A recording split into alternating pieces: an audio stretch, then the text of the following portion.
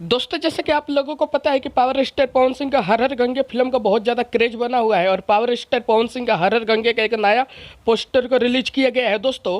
लेकिन दोस्तों, इसी पोस्टर का भोजपुरी के सुपरस्टार कहे जाने वाले रवि किशन को दिखाया गया। दोस्तों, कुछ लोगों ने पावर स्टार पवन सिंह का हर हर गंगे मूवी का पोस्टर रवि किशन को दिखाया। रवि किशन को बहुत ही ज़्यादा पसंद आया पवन सिंह का हर हर गंगे का पोस्टर। रवि किशन ने जब देखा पोस्टर तो एक ही बात बोले, रवि किशन का जो रिएक्शन है वो देखने लायक और सुनने लायक है।